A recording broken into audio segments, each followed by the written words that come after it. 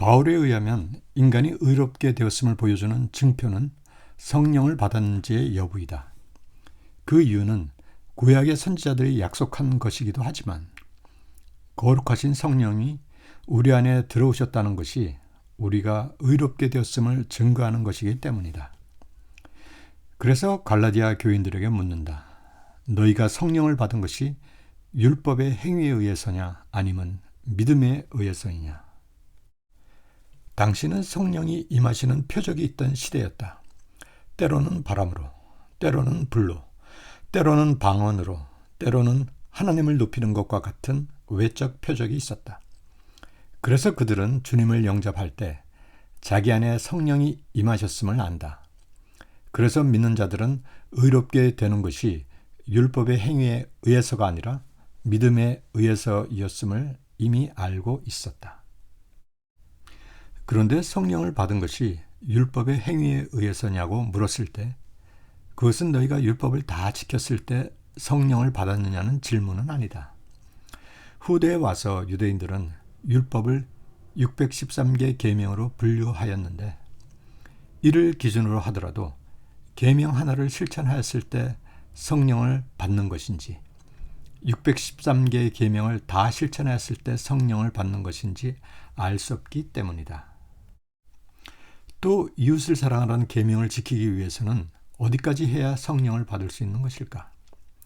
한 명만 사랑해도 되는 것일까? 아니면 100명을 사랑해야 하는 것일까? 사랑은 무엇일까? 내가 사랑이라고 생각하는 것을 행하는 것이 사랑일까? 아니면 상대가 원하는 것을 해주는 것이 사랑일까? 불행히도 율법에는 이런 세부적인 기준이 명시되어 있지 않다.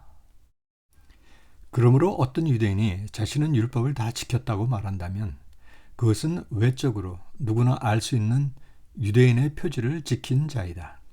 예를 들면 할례나 안식일 준수나 음식법 코셔 그리고 절기를 지키는 것과 같은 외적 행위들.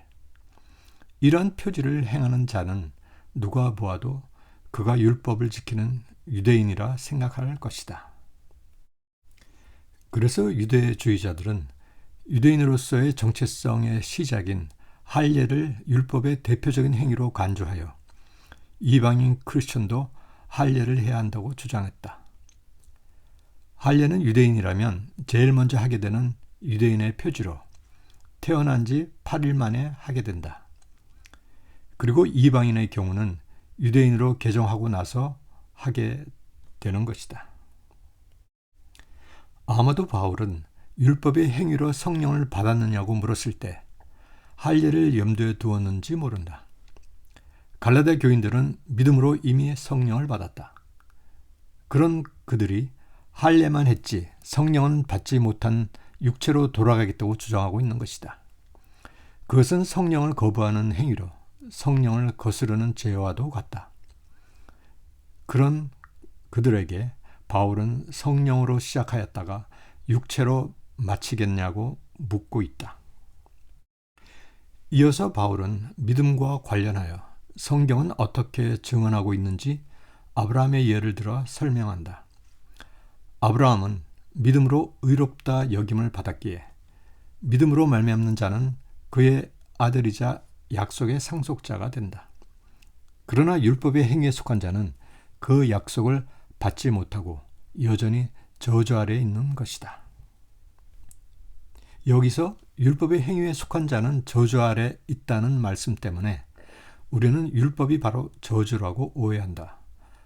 바로 뒤에 13절에 들어있는 율법의 저주라는 표현은 이러한 오해를 사실로 받아들이게 만든다. 그러나 과연 율법은 악하고 저주스러운 것일까? 그렇다면 바울은 왜 로마서에서 율법은 거룩하며 계명도 거룩하고 의로우며 선한 것이라고 말했을까? 1세기 유대인들은 율법을 어떻게 생각했을까? 기본적으로 유대인들은 율법을 그들이 물려받은 귀중한 유산으로 생각하는 율법의 백성이다. 율법은 하나님의 뜻이 담겨져 있는 하나님의 명령이다. 그러기에 그것은 저주일 수 없고 오히려 그들에게 생명을 주는 것이라고 생각한다. 실제로 율법에 명시되어 있는 죄를 사해주는 희생제사나 부정함을 씻어주는 정결의식은 하나님께 가까이 갈 수 있게 만드는 수단이다. 그런 면에서 율법은 그들에게 생명을 주는 것이었고 율법이 없는 이방인은 죽은 자였다. 그래서 이방인과 교제하는 것을 금했던 것이다. 그렇다면 율법의 저주, 그리고 저주 아래 있다는 말은 무슨 뜻일까? 집을 사는 비유로 그 의미를 알아보자. 이 시대에 집을 갖는 것은 모든 사람들의 꿈이다. 집을 사기 위해서는 부족한 금액만큼 은행에서 융자를 받아야 한다. 주택 융자를 받아 집을 사기 위해서 은행과 계약서를 작성한다. 그때 작성한 주택 융자 계약서는 그들에게 있어서는 기쁨이요 행복이요 생명과도 같은 것이다. 꿈이었던 집을 가질 수 있기 때문이다.